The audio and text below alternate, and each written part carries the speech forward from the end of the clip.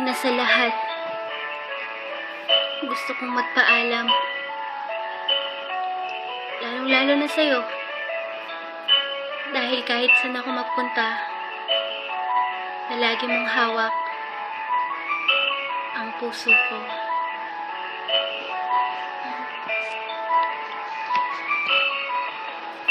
Hindi ko ginusto ang ilayo ako sa'yo, mahal. Ngunit ito ang desisyon ng tadhana at may kapal. Alam ko din ako'y magtatagal sa lugar na to na kung saan wala ka. Kaya kulang-kulang ako, hindi lang araw, hindi lang buwan, kundi ilang taon. Tayo ay di magkikita, makakaya ko ba yun? Sa tingin ko, hindi ko kaya. Dahil ako'y mamamatay kapag wala ka. Wala ka na dito sa aking tabi, kaya di na mapigil ang luha. Gusto kitang makapiling, mayakapin lang, hindi ko pa makuha. Dahil lang metro at milya ang ating distansya, ang ating pagitan. Pangulila ko sa iyo ng resulta ng aking biglaang paglisan. Di ito madali para sa iyo, mas hindi madali ito para sa akin. Alam ko hindi tayo magkakalapit kahit sa 1,000 dalangin. Nadadama ang lungkot at puot, hinagpis ang pagkabigo at pasakit. Ngunit gaano ka man kalayo sa aking puso, palagi ka ditong malapit.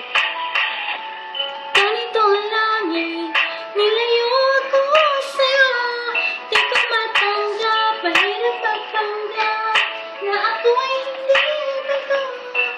Ngunit di ko rin inaasahan mangyayari to. Kung ikaw ay alaala na lang. Binibilang hanggang sa aking pag-alis, habang palapit ng palapit, lalo akong nagtitiis at tinatago ang namumuong lungkot sa aking damdamin. Di mo lang alam, di ko lang sa'yo maamin. Dahil sabi mo sa akin masaya ka para sa akin, di mo lang alam ako'y nalulungkot na para sa atin. Dahil tayo magkakalayo na walang kalaban-laban. Masakit pa doon kung kailan pa tayo nagmamahalan.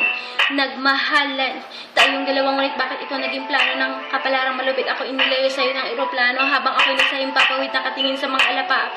At iniisip ko sa alaala na lang bakit na muling makakayakap. At sa gabi nakatitig sa mga larawan, nakatabi sa aking kama, nakatingin at tinatanong, dito na lang ba tayo magkakasama? Nasa malayo ng aking katawang taot, parang pinipilas dahil puso ko'y naiwan dyan sa'yo sa Pilipinas. Di ko rin kung bakit ganito lang nilayo ako sa'yo. Di ko matanggap, mahirap magpanggap na ako'y hindi bigo. Ngunit di ko rin inaasahang mangyayari to. Kung ikaw ay alaala na lang, paano na ako?